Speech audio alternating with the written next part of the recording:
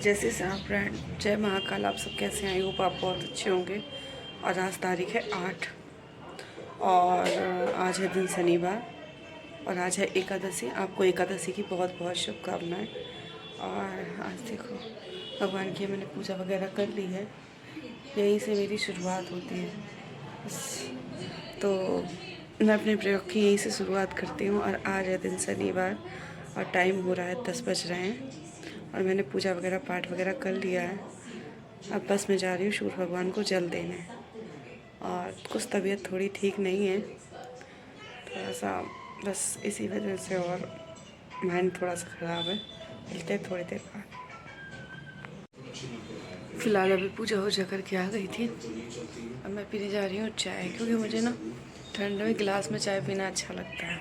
और ये देखो भाई साहब, ये रखी है मेरी एक ब्रेड और नमकीन। तो भाई साहब आके उस पर भी घात लगाए हैं, बल्कि मैं दे चुकी हूँ। क्या मतलब ऐसे क्या चाहिए? नहीं दे रही। कैसे मार रही है? नहीं देना। चल, मतलब ये खाने को मांग रहा है कि तुम मुझे दे दो हाथ पकड़ के। कुछ नहीं, बस कुछ चीज़ें ऐसी हो रही हैं और मैं उन सब चीज़ों पे ब्लॉग बनाना नहीं चाहती, क्योंकि देखो जो जैसा करेगा सो भरेगा बस। देखो नहीं, देखो देखो लेकर भाग गया, मेरी ही ब्रेड लेकर ये चला गया। गलत बात है दीदी की ब्रेड ले ली तुमने। बस क्या, मुझे तो चाय और नमकीन पसंद है बस, और कुछ मिले या ना मिले बस। तो मैं अब उन चीज़ों को, देखो जब चीज़ों को मैंने अपने दिल से सब कुछ निकाल दिया है तो उनको मैं रिमाइंड बार बार नहीं करूँगी। जो होगा कानूनी प्रोसेस है, बस वो होगा, क्योंकि अब ताकत नहीं बची शरीर में। और वो इंसान सुधरेंगे हैं नहीं। जब उनकी माँ मर के चली गई, हेलो, सुधार नहीं पाई तो फिर मैं कौन होती हूँ उसको सुधारने वाली? तो देखो एक हुआ व्यक्ति वो तो सुधार लो, पूरा खानदान का खानदान ऐसा ही है तो कैसे सुधार सकती हूँ? तो मैंने तो सोच लिया है कि सिर्फ अपने अपने बारे में ध्यान दूँगी, अब ज़्यादा नहीं। इतनी हिम्मत नहीं बची अब मेरे अंदर। और अभी मम्मी हॉस्पिटल गई हैं और पापा की तबीयत ख़राब हुई है, तो मम्मी हॉस्पिटल गई हैं उनको दिखाने। उनके उस दिन से, जब से उस दिन से फ़ोटोज़ वगैरह उन्होंने देखी वगैरह उन पापा ने, तो पापा को बहुत बुरा लगा। और उस दिन पुलिस वगैरह आ गई थी ना, तो पापा को बहुत बुरा लगा। तो उससे पापा के सीने में दर्द हो रहा था और काफ़ी उनकी सीरियस हो गई थी हालत, इसलिए पापा को हॉस्पिटल लेके गई हुई, तो एडमिट थे वहीं पे। तो देखो आज या कल में छुट्टी हो जाएगी, पापा डिस्चार्ज हो जाएंगे। इसीलिए, क्योंकि अपने लिए नहीं, अपने पिता के लिए अब चुप रहना पड़ेगा। जो होना है वो तो होगा ही, ऐसा नहीं है, लेकिन अपने पिता के लिए, क्योंकि वो लोग तो चाहते ही हैं कि मैं और मेरा बाप दो में से कोई एक मर जाए। तो इतने कमज़ोर तो नहीं है, अगर ऐसी बात आई तो नहीं। लेकिन हाँ ये है कि कभी ख़ानदान में ऐसा कुछ हुआ नहीं है ना, तो थोड़ी सी शर्मिंदगी महसूस होती है लोगों के सामने उन्हें फेस करने में। और जिस घर के दामाद IAS PCS मजिस्ट्रेट तहसीलदार लेखपाल सब थे, उसमें से अगर एक दामाद गैंगस्टर निकल आए तो तकलीफ़ तो होती है, जो कभी सपने में भी ना सोचा हो। फिर समाज नहीं जीने देता है, तो बुरा तो लगता ही है भाई। कोई नहीं, एडजस्ट करना पड़ता है। शायद अब कोई अच्छा आ जाए। मैंने मम्मी से वही तो कहा, मैंने मम्मी जो होता है अच्छे के लिए होता है, आप परेशान मत हो, शायद अब कोई अच्छा आ जाए। तो बस मिलते हैं थोड़ी देर बाद चाय पी के आपसे। फाइनली मैं कॉलेज से आई थी मिलने। हाँ, फिर आज मैं आई थी ओरछा के किला।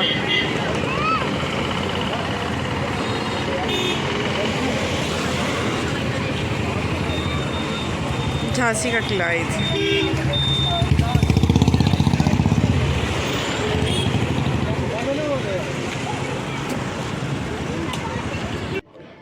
मैं फिर से आ गई हूँ, अभी मार्केट से आई हूँ। अभी टाइम हो रहा है 6 बज रहा। आज मैं कितने बजे की निकली हूँ? मैं 12 बजे की निकली हूँ और 12 बजे मैं निकल गई थी। 12 बजे निकलने के बाद मैं 6 बजे आ रही हूँ और क्योंकि आज मेरा मोबाइल डेड हो गया था, मतलब मैं बात कर रही थी सुबह मॉर्निंग में किसी से, और बात करते करते एकदम पता नहीं क्या हुआ, मोबाइल ऑफ हो गया और मोबाइल से ऑन ही नहीं हुआ। फिर मैंने जहाँ अपने मोबाइल से उतरवाया था, मतलब वो सारी चीज़ें जो मेरा प्रूफ वगैरह थे, उसको मैंने सेव करने के लिए एक मोबाइल लिया था अभी, तो उसको जब सेव करने के लिए मैं सारी चीज़ें ली, तो उसमें मैंने रखती गई, जब रखती गई तो क्या हुआ, वो मोबाइल हैंग कर गया, डेड हो गया। तो फिर मैं इतना परेशान हो गई, कुछ समझ में नहीं आ रहा था कि मैं क्या करूँ क्या नहीं करूँ। फिर मैं जब दुकान वाले के पास गई तो वो बोला कि इसमें सॉफ्टवेयर डालेगा। हमने कहा सॉफ्टवेयर डालेगा तो पूरा अपडेट हो जाएगा। मैंने कहा ऐसा हो नहीं सकता, अगर अपडेट हो गया तो फिर मेरे किए कराए पानी में फिर जाएगा, क्योंकि मैंने भी मेमोरी कार्ड पे रखी नहीं है वो सारी चीज़ें करके, और कुछ नहीं किया अभी, और बस सेव किए रखी है अपनी फ़ोन पे। मैं बड़ा परेशान। जब डेड हो गया, मैंने अपने फ्रेंड लोगों को फ़ोन किया, मैंने कहा यार एक काम करो, तुम सदर बाज़ार तुम चले जाओ, तुम एक काम करो, मैं सीपी दिखवा रही हूँ। फिर एक भैया थे, उन्होंने कहा कि तुम कहीं नहीं जाओ, तुम यहाँ पे आ जाओ मानिक चौक। हमने कहा ठीक है। फिर हम आए, तो फिर हम जब गए तो मैंने वहाँ पर अपना मोबाइल वगैरह दिखाया। उन्होंने कहा हो जाएगा, परेशान में तो ज़्यादा नहीं, 400 रुपये लगेंगे, आईसी बुक गई है तभी ये ऑन नहीं हो रहा। मेरे जी में जी आया। मैंने कहा सबसे परेशान, मैंने भैया इसका डाटा तो नहीं उड़ेगा? बोले नहीं डाटा नहीं उड़ेगा, आप परेशान मत कीजिए, इसका डाटा नहीं उड़ेगा। हमने बोले इतने रुपए लगेंगे। हमने कहा तुम कितने भी रुपए ले लो पर सही कर दो, क्योंकि पापा मेरा इतना कचूमर बनाने वाले थे। इसलिए फिर मैंने कहा कि चलो ठीक है। और अगर वो मोबाइल सही नहीं होता तो पापा मेरा इतना कचूमर बनाते कि मैं बता नहीं सकती थी। और एक डर पापा का खाया ले रहा था, और एक डर ये था कि हाय राम, मेरे जितने भी प्रूफ है, जितनी भी मेरी साल भर की मेहनत है, वो सारी पानी फिरी जा रही है। और अब मैं दोबारा किससे मांगूंगी या किससे कहूँगी, और वो सारी चीज़ें जहाँ से मेरे पास आई हैं उनसे बोलूँगी। मैं बड़ा परेशान थी। पर कहते हैं ना कि दिल से की हुई सच्ची मेहनत कभी भी विफल नहीं होती। आखिर मैं इस मामले में भी जीत गई। ऐसी जीती कि मतलब जो वीडियो मतलब वहाँ से जब आई तो उन्होंने कहा ठीक है हो जाएगा। मैं पूरा दिन वहीं बैठी रही। फिर 6 बजे कहीं ना कहीं मेरा मोबाइल सही हुआ। 400 रुपये लगे, मैंने अकाउंट से निकाल के दिए जल्दी से। फिर मैं मोबाइल लेकर घर आई। पापा मुझसे कह रहे मोबाइल दिखाना कहाँ है? हमने ये रखा है। हमने कहा अभी चार्ज हो रहा है और उस पर ना रखा हुआ है। फिर वो मोबाइल ऑफिशियली सही होकर मेरे पास आया। आने के बाद फिर मुझे जी में जी आया, एक तसल्ली आई मन में कि हाँ मेरा मोबाइल सही हो चुका है। फिर क्योंकि कहीं ना कहीं 2 लोगों का बड़ा डर रहता है, एक पापा का डर रहता है और ये डर आप समझ सकते हो ये चीज़ का होता है।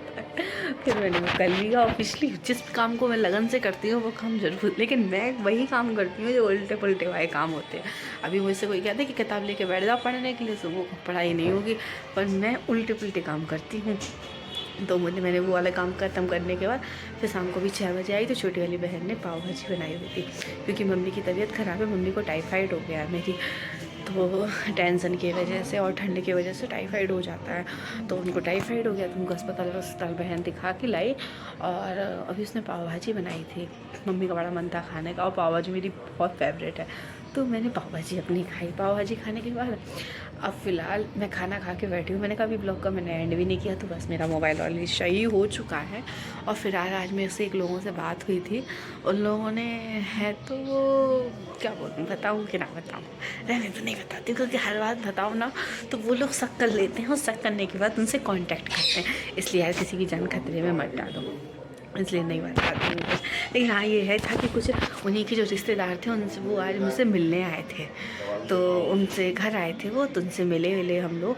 उन लोगों ने हमें सारी बातें बताई कि वो लोग यहाँ पे आते हैं, और एक बार दोनों बहनें आई हैं, और दोनों मतलब उनके हस्बैंड आए हैं, और एक बार भाई आया है इनका, दोनों लोग। तो हमने कोई बात नहीं फिर बताने, फिर हमने प्रूफ दिखाई, क्योंकि मैंने फिर उन्हें सारी चीज़ें बताई, पापा ने भी सारी चीज़ें उनको दिखाई कि जिस समय हम शिकोहाबाद गए थे उस समय जो इनकी मम्मी माता जी थी उनके ये बयान थे। देखो फिर भी पुलिस ने हमारा काम नहीं किया, कोई बात नहीं। फिर जब इनके जैसा हमने भाई साहब को केस किया था तब मेरे पास इस तरह का कोई प्रूफ नहीं था। ये धीरे धीरे इनकी पाप बढ़ता गया, और ये सारी चीज़ें खुलकर आती गई हमारे सामने। तो फिर क्या उन्होंने कहा बताओ कितने गंदे लोग हैं जे वो। इनके एक नंदोई हैं जिनके यहाँ मेरी शादी वगैरह पापा ने फिक्स की थी, उन्होंने एक गाड़ी खरीदी थी। गाड़ी खरीदने के बाद पापा ने ये कहा था, पापा ने 5 लाख रुपए दिए थे, तो पापा ने कहा कि मुझे गाड़ी की फ़ोटो तो भेजो कैसी गाड़ी खरीदी थी। है। तो उन्होंने कहा ठीक है, पर पापा उन्हें हम लोगों को ये नहीं पता था कि गाड़ी सेकंड हैंड है। तो उन्होंने क्या करा, जो आगे जो नेम प्लेट होती है ना, वो मेरे जो नंदोई हैं उस गाड़ी की नेम प्लेट के आगे खड़े हो गए और उस फ़ोटो खींच के भेजी, और उसी नेम प्लेट के पीछे खड़े हो गए, वो फ़ोटो खींच के भेजी। पर हम लोग सोचे कि ये शायद अपनी फ़ोटो खिंचवा रहे हैं, कोई दिक्कत नहीं। तो उस समय हम लोगों ने इतना ध्यान नहीं दिया, ऐसा कुछ था भी नहीं, तो मैं ध्यान नहीं दिया। फिर जब आज ये सारी बातें खुलती गई, फिर हम लोगों ने उसको फ़ोटोज़ दिखाई, जो व्यक्ति आया था घर पे। तो फिर हमने फ़ोटोज़ दिखाई उसको, तब उसने कहा कि नहीं, इसने आदमी ने ये नेम प्लेट दुकाई है, क्योंकि वही कहीं ना कहीं इनको ये नहीं दिखाना चाहता ये तुम्हारी सेकेंड हैंड गाड़ी है। और इसका जीजा भी कितना मतलब सपोर्ट। फिर उसने बताया कि जो तुम्हारा पति तो बाहर नौकरी करता है, और तुम्हारी गाड़ी तो आज से ज़्यादा तुम्हारा जेठ लिए रहता है। और उसके ससुराल में भी एक लोग ख़त्म हो गए थे, तो वो दावत में खाने गया और मैं भी उसके साथ गया, तो वो गाड़ी वगैरह वहीं पे लिए था है। और रक्षाबंधन में भी वो लोग वहीं पे गेस्ट हाउस के नीचे ही खड़े थे सब लोग, और उसने राखी भी बंधवाई थी। ये सब चीज़ें, सारी चीज़ें उन्होंने मुझे बताई, पर मुझे कोई फ़र्क नहीं पड़ा इन सब चीज़ों से। क्या बताना, जब गैंग बना के मुझे लूटा है।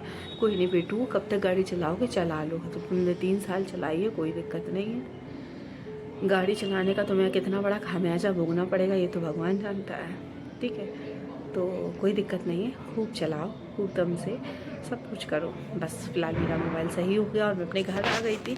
हमें अपनी चीज़, सामान, गाड़ी घोड़े का कोई फ़र्क नहीं पड़ता, जो था वो मेरा रहेगा, ये सब लोग जानते हैं। और कानून में भी ताकत होती है ना, कि ज़मीन से खुड़ा हुआ मुर्दा भी निकाल कर उसका पोस्टमार्टम हो जाता है। तो ठीक है, बस फ़िलहाल मैंने इस ब्लॉग का एंड नहीं किया था, और मैं आ गई हूँ। अभी खाना खा लिया है, अब मैं सोऊंगी जाके, इस वजह से थोड़ी देर में